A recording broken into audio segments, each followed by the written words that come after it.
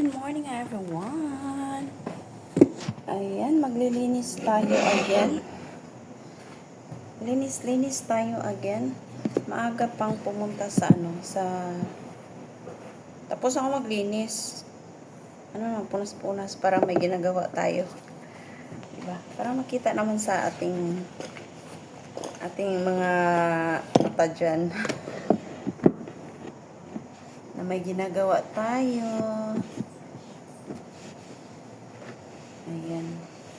Hindi ko na iisipin kung anong lulutuin ko mamaya. Kung ano na lang mabili ko, yun na lang. Ako'y nai-stress lagi. Kakain naman na sila basta luto lang. O di bali na pag nagreklamo, sabi kayo kung anong kakainin nyo. Ganyan lang. Ngayon, binigyan ako ng lutuin ko daw yung sausage na isa. Isahog ko sa sa vegetable. So, dalawa na lang iisipin ko na yung meat at saka soup. Gagawa ako ng soup ngayon kasi ilang days na hindi ako gumawa ng soup. Kagabi, yung ginawa ko is, curry siya. Pork curry, yung, liig ng baboy. Yun ang ginawa kong, pansahog sa aking curry, green curry. Nasarapan. Tas pork chop. So crispy, sabi nila. So crispy, ang sarap daw. Hindi, wow. Paganahan talaga tayo kahit hindi masarap. Paganahan talaga tayo sabihin na masarap para ganahan tayo magluto. Saan pa sila niyan pagdating nila? Luto na ang pagkain, uupo na lang sila. Tapos kumain. Wala na, upo-upo na lang. Cellphone. Ang amo ko din naman na babae nagsasabi, Lin, sabi niya noon nung wala ka pa, pagdating namin, magluluto pa ako. Tapos sabi niya ngayon, si sir mo, pagkatapos kumain, nahiga doon sa kwarto. Sabi ko, hayaan mo na. Pagod yan sa trabaho. Tapos pagkatapos kong magluto, maghuhugas ng mga pinagkainan. Tapos si sir daw gagala ng alaga ko. Buti na lang, yung amo kong babae is siya ba? Thankful siya lagi. Lagi yan talaga. Kahit siguro naiinis na yan minsan naiinis na yan minsan sa mga niluluto ko. Wala siyang reklamo. Pero dyan tayo, mag-iingat pa rin tayo na hindi naman sa lahat ng oras mabait sila, may mga times din na wala sila sa mood, kaya intindihin na lang. Ngayon pala, may chika ako sa inyo. Yung nanay ko naman ngayon is na naman sa ospital, bumalik na naman sila kasi yung hindi daw siya makahinga. Hinihingal siya ba? Sabi ko, paano na lang to Pinaparusahan talaga siya, pinapaano talaga siya ng sakit niya. Grabe na lang talaga yung pagtitiis ng nanay ko sa niya. Sa sakit na yan.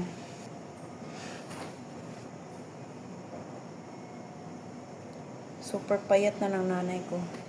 Naiiyak nga ako kaso pag iiyak naman ako, wala naman tayong magagawa, diba? Tapos yung pera niya is na lang daw, 1,000. Ang layo pa ng sahuran ko. Kailan pa yung sahuran ko? Next month pa.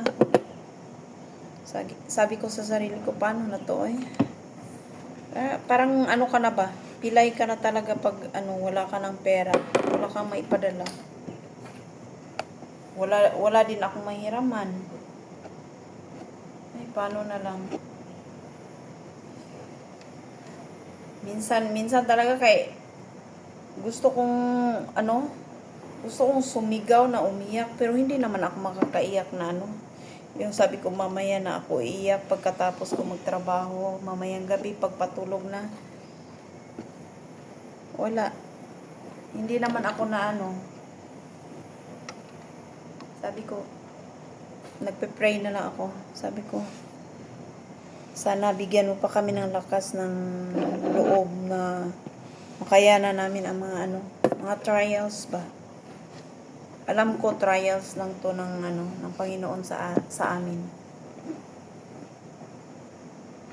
Pero sana naman huwag naman ganun na yung nanay ko sobrang hirap na talaga siya sa niya. Sa nararamdaman niya ngayon. Hindi siya makakain. Tapos yung tatay ko naman parang masama na din yung pakiramdam niya. Sabi ko, paano na lang kung silang dalawa ang magkasakit, wala na talaga. Tapos yung mga anak ko, hindi pa mapagkatiwalaan sa pag-aalaga sa nanay at tatay nila, maliliit pa. Although may dalaga na ako, may 18 years old, pero wala pa rin sa wala pa rin siya sa niya na mag-alaga sa nanay at tatay niya. Buti pa nga yung yung bunso ko. Alam niya na, sabi niya, mama, pinaliguan ko si nanay, mga ganyan. Siya lang talaga yung may willingness na mag-alaga. Pero, hindi niya talaga magagawa lahat kasi bata pa. Yung pagpapakain. Tatanungin niya lang, nanay, gusto mo kumain? Pag ayaw naman ng nanay, wala siyang magawa, di ba? Hindi talaga katulad natin na alam natin, ito kakainin mo, ganyan ang i-prepare mo. Sabi ko, kung pwede palang dalawa ang katawan ko, umuwi na yung isa. Tapos yung isa nagtatrabaho. Ganito kahirap ang buhay. Anong tawag doon? Pag OFW ka, tas ganito may problema ka sa Pinas, parang bagsak talaga yung mo. Kahapon talaga hindi ako makapag-isip ng matino na Kaya yung trabaho ko naapektuhan din ba. Yung nag-iisip ka pa kung anong lulutuin mo, nag-iisip ka doon sa Pinas kung na. Minsan inaano ko na lang din yung sarili ko, one day, mga ganyan. Parang tinuturuan ko na rin yung sarili ko na tanggapin ba ang katotohanan. Na isang araw, may magsasabi na ganyan. Pero wala naman tayong magagawa. Wala lang talaga. Miracle na lang talaga ang anuhin natin. Aasa tayo sa miracle ng Panginoon. If deserve natin na deserve nating gumaling ang nanay. Hindi ko na siya nakakausap kasi nahihirapan nga siyang huminga. Ayaw niya na may kausap siya lagi. Kaya hinahayaan ko na lang. Buti na lang andun yung yung bilas ko na willing talaga Di pa nga siya nakakain kanina, mga anong oras na 8 magna-9 na, hindi pa siya nakakain ng almusal.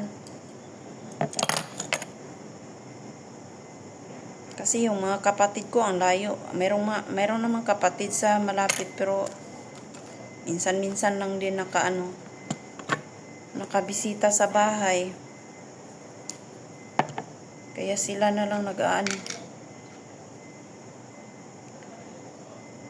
nga ako sa anak ko na bunso. Sabi niya, mama, uwi ka na lang kasi di bali na wala tayong pera. Kasi sinabi ko sa kanya, pag uuwi ako, wala tayong makain. Wala tayong pambili ng bigas. Wala tayong lahat-lahat. Mga gamot ni nanay, mga ganyan. Sabi ko sa kanya. Tapos hindi siya umiimik. Yung gusto na sana ng anak mo na makasama ka. Kaso wala kang magawa ba? Wala kang ipon din. Paano ako makapag-ipon? Ito is sinusunod ang ospital ng gamot ang ko, pera ko, tas mga anak ko pa. Yung college ko open class na nila ngayong. Ewan ko, di pa nga sure kung makapag-aral yan siya. Kasi Nag-aantay daw siya ng email sa kanya ng school. Kung ano, makapag-aral ba sila or hindi.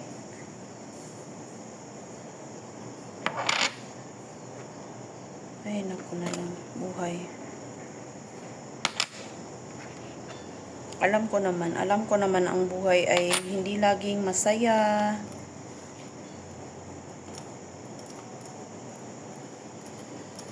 Hindi tulad noon nung bata-bata pa tayo na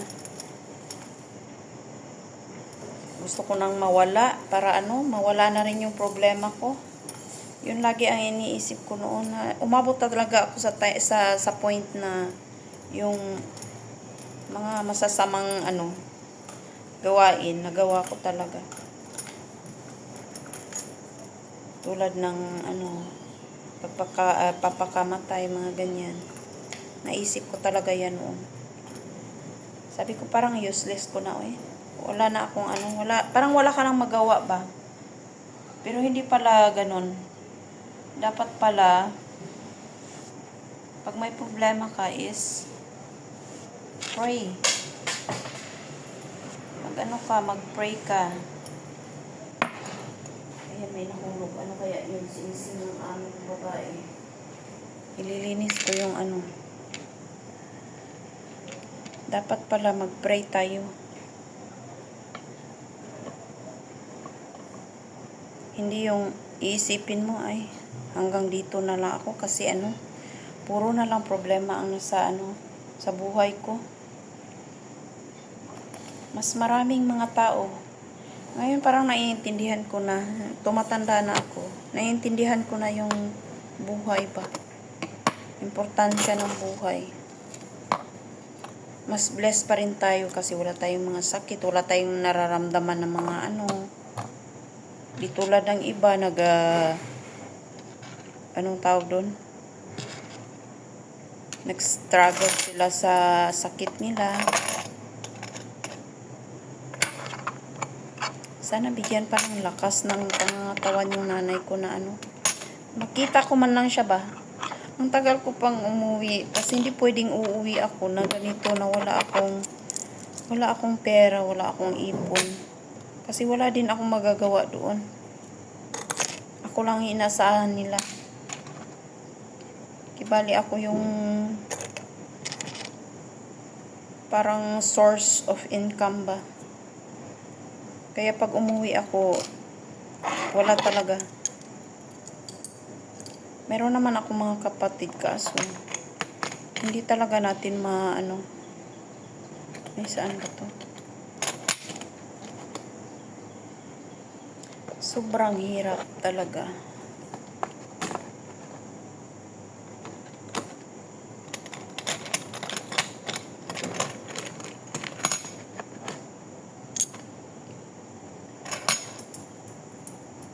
Minsan yung mga bata is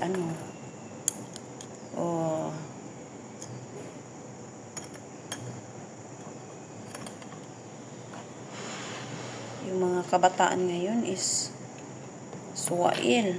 Hindi nakikinig sa mga magulang. Pagsasabihan mo, wala. Hindi ka naiimikin. Ibablock ka pa nila. Pero hindi naman natin sila ma-force na makinig talaga sa atin. Kasi nadaanan din natin ang mga stage na yan sa buhay natin nung kabataan na yung nasa isip natin, ay tama ako. Bakit sila ganyan? Hindi man lang nila ako binigyan ng ng pagkakataon na maranasan ang mga ganyang bagay ba? Na akala natin sa sarili natin tama tayo. Pero may talaga, may saktong time talaga na maiintindihan natin. Tulad din nila, sila ay anong tawag doon? They are learning. Pa yan sila. Nagle-learn pa yan sila sa buhay. Kaya di rin natin sila di rin natin sila mapipilit kung ano ang gusto nila. Kasi they have a freedom naman. Ako, ayokong i-force yung mga anak ko kung ano yung gusto ko. Gusto ko, kung ano ang gusto nila, yun ang masusunod. Yun ang susundin nila. Yung sa akin lang is, never, wag mong isisi sa amin or sa akin kung ano ang ginawa mong desisyon sa buhay mo. Yun lang. Pagsasabihan kita, kung makikinig ka, okay. Kung hindi ka makikinig, nasa sayo na yan. Pero wag mong i-blame. Kasi hindi ka pinigilan, mga ganyan. It's your choice. May choice ka sa buhay. Kasi noon, hindi ako binigyan ng mga choices na sasabihan lang ako na wala tayong pera para mag-aral. Tapos sasabihin, ako'y pagod na, mga ganyan. So, wala. Kaya hindi ako nakapagtapos. Ayan, parang mahaba na ata ang aking video. Mamaya ulit ako'y lalabas at maglilinis doon. Ayan, see you again mamaya. Ayan, linis time tayo. Nag-iinit ako ng ng pangingarian ko. Para maya-maya is pupunta na tayo sa palengke. Mag-alas 12 pa lang. So, double time. Para mamaya pagdating ko is linis-linis agad ang sahig natin. Ang sahig kasi namin is hindi siya talaga malinis pag kailangan talaga pa ulit-ulit mong linisin kasi nga yung mga balay ng alaga ko is laging tatanggalan. Ayan. Ito ang ating trabaho for today. Uy, may ako, takuling May takuling na ako. Saan ko nakuha? Dito siguro. Parang Pinas lang Diba?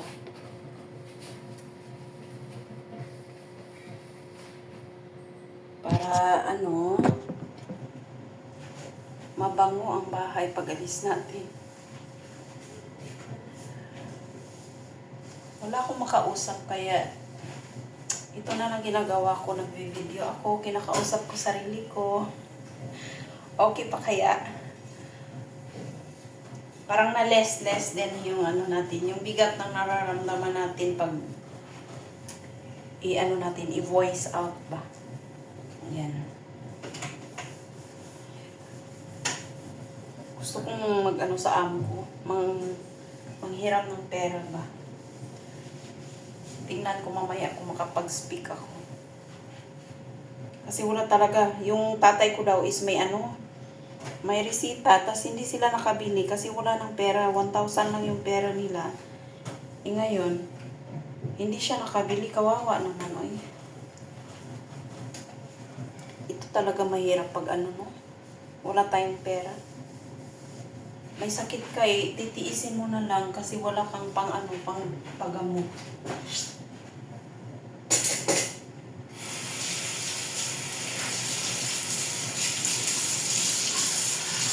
Super mainit ngayon. Tapos maglalakad lang ang pababa. Kasi sayang yung sayang ang pamasahe. $6. $6 higit.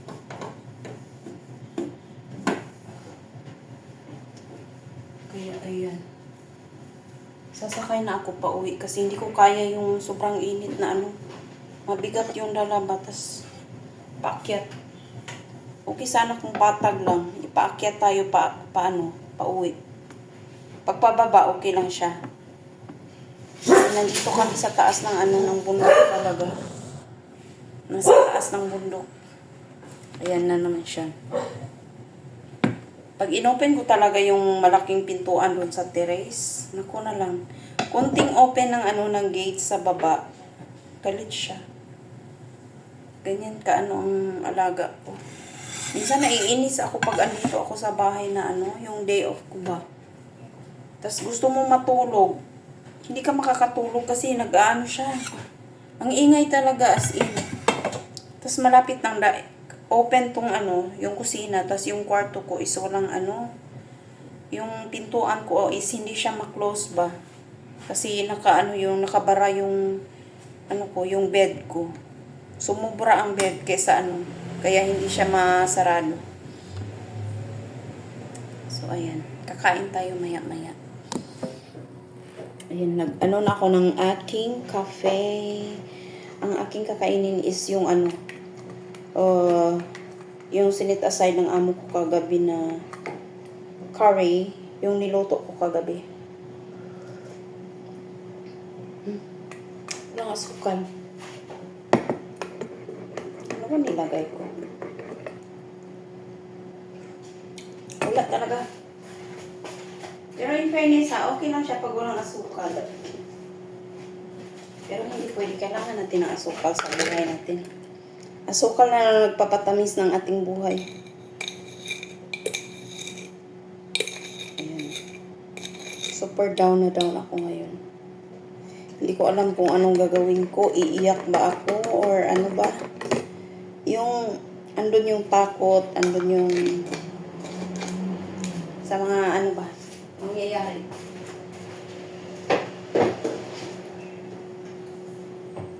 Takot na ano mangyari sa nanay ko na hindi ko makikita, mga ganyan. Mga ganyan na ano, mga eksena. Ayan.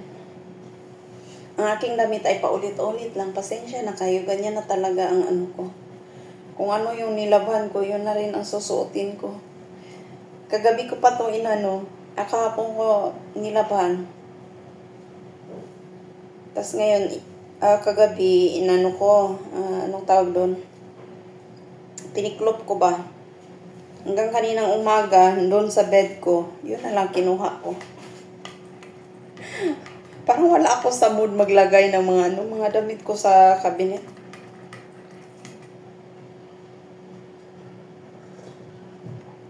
Ang lapit na naman. Ganyanin ko lang sa bed ko, tapos ilagay doon sa loob. Wala talaga. Kasi pagising ko, ligo agad, mga ganyan. Bihis. Lalabas na dito sa kusina. Lalabas na sa kusina, tas ano.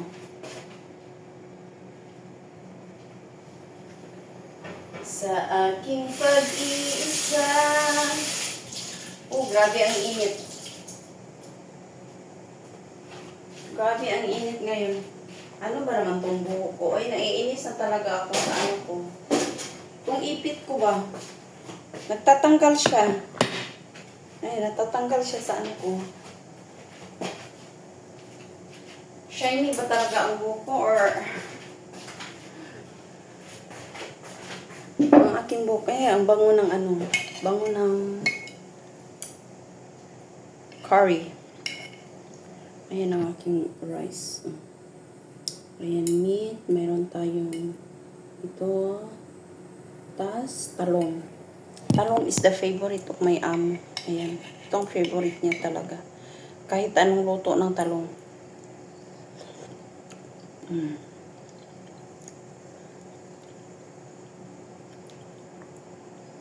Sabi pa niya, Lynn, the food is very delicious. The curry. And the meat also is so crispy. We like crispy food. Gumagawa daw ng crispy yung nanay ng amo kong babae noon. Hindi daw crispy.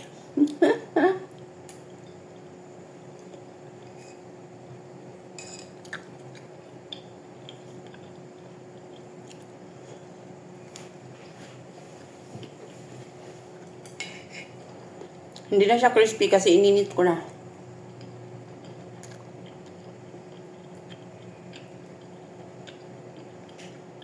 Kain tayo. Ayun. Bye. See you again mamaya. Ayan, super ang init ngayon. Naglalakad tayo. Super mainit. Merong bus. Ayan. Bye-bye bus. Maglalakad tayo. Wala tayong pamasahe. Gusto ko maglakad kasi hindi ako nakakalakad ngayon ng malayo. Ayan, nakapaa lang tayo. Chinelas. Dito ako pumasok sa gubat sa likod nito. Oh. Tapos ang creepy.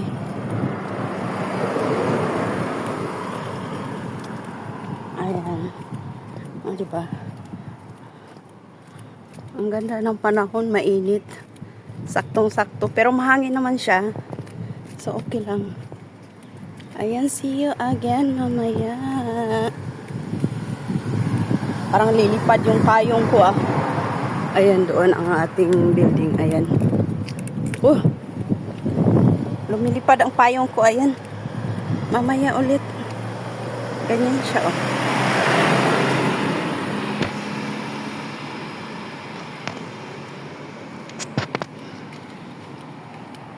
Ganda, di ba?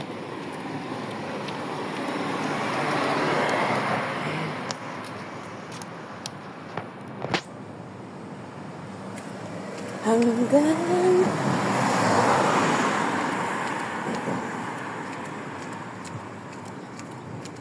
tingnan natin kung ilang oras, ilang minuto ako makababa doon.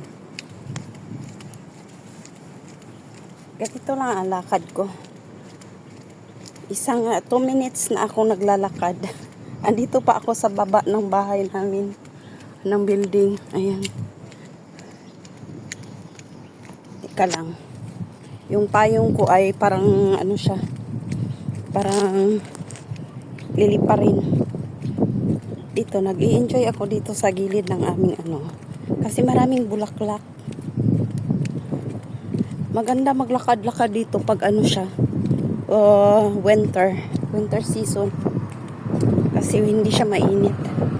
Ngayon, super init talaga. Pinagpawisan na tayo. 2 minutes pa lang tayo. 2 minutes pa lang tayo naglalakad. Pawis na. Ayan. Super ganda, di ba? Tapos dito, mga bundok din.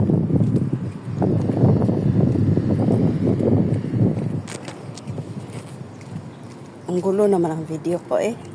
Pasensya na.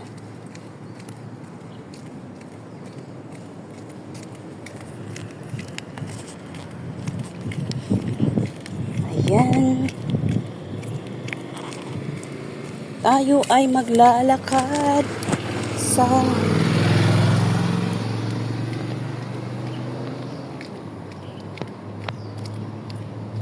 pag itong tsinelas ko naputol na ko na lang talaga.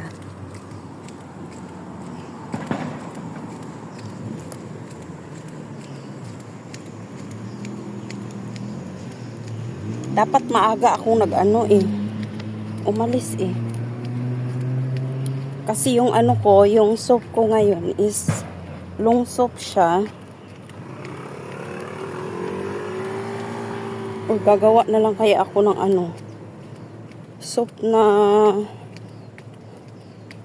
kaso ang amo ko ay maraming ano, marami siyang tagyawat. Hindi siya pwedeng kumain ng potatoes. Bawal ang potato sa kanya pag ano. Kawawa naman. Ayaw na ayaw niya ng may ano siya, may pimple. Ayan, see you again mamaya. Super init.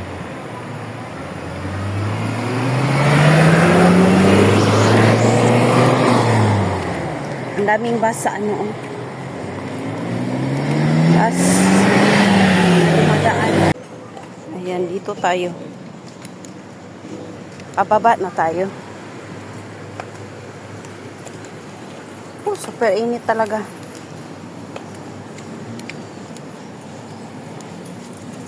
Ayan, doon oh. Nasa baba na tayo ng puti pa si Uncle nag-exercise akit baba sa hagdan.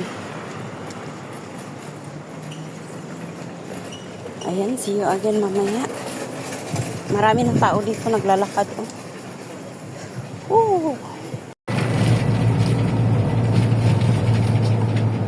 Pauwi na tayo. Super mainit.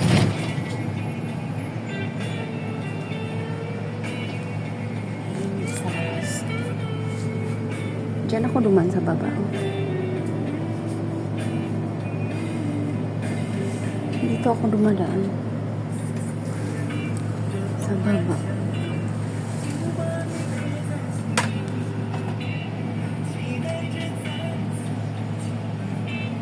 Saan bisa tayo?